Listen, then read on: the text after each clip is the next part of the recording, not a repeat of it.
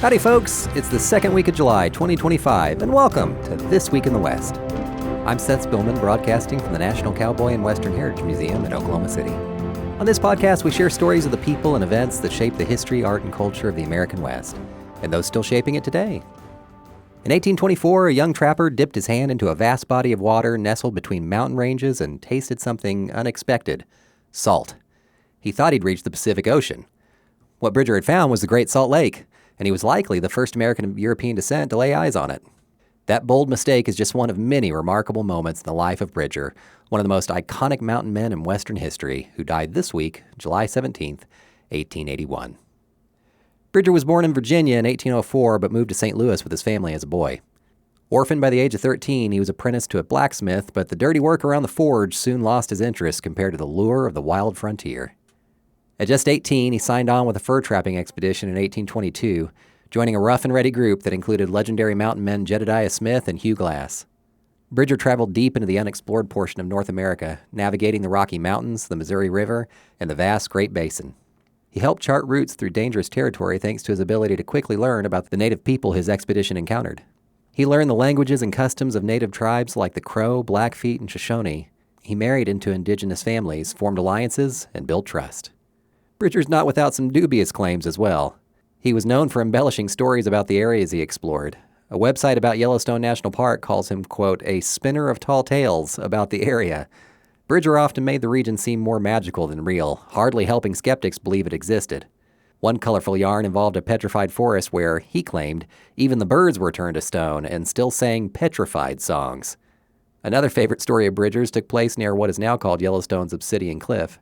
He told of stalking a bull elk, firing shot after shot without the animal flinching. Creeping closer, Bridger raised his rifle like a club to finish the job, only to strike what he described as a mountain of clear glass. The invisible wall, he said, was a natural lens that made the elk appear close when it was actually miles away. Mountain men like Bridger became mythic figures in the West, just like the cowboys who would follow them. According to author Stephen Brennan, the golden age of the mountain men only lasted for a generation, generally considered from 1810 when post-Lewis and Clark expeditions were launched into the Louisiana Purchase in search of natural resources and valuable beaver pelts, through 1840 when the animals' numbers had fallen. One of the first things Bridger did after the discovery of the Great Salt Lake was to go with other men to search its tributaries for beaver. When those adventure days waned, Bridger settled down. In 1843, he co-founded Fort Bridger in what's now southwestern Wyoming.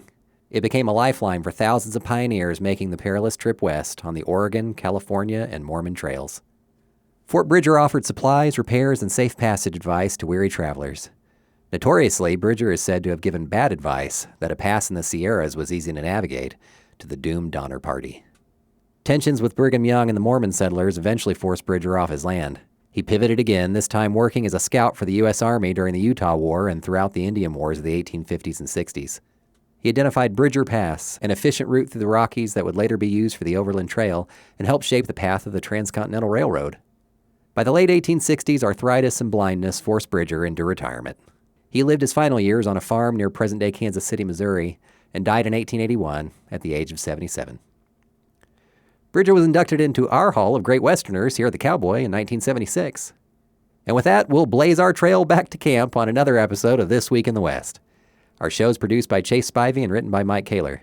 Follow us and rate us on Apple Podcasts, wherever you hear us. That'll help us reach more people.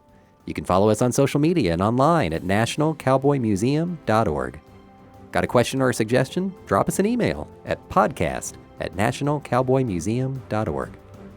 We leave you today with the words of General Grenville Dodge at the dedication of a memorial in honor of Bridger. Unquestionably, Bridger's claim to remembrance rests upon the extraordinary part he bore in the explorations in the West. As a guide, he was without equal, and this is the testimony of everyone who ever employed him. The whole West was mapped out in his mind, and such was his instinctive sense of locality and direction that it was said that he could smell his way where he could not see it. Much obliged for listening, and remember, come find your West here at the National Cowboy and Western Heritage Museum.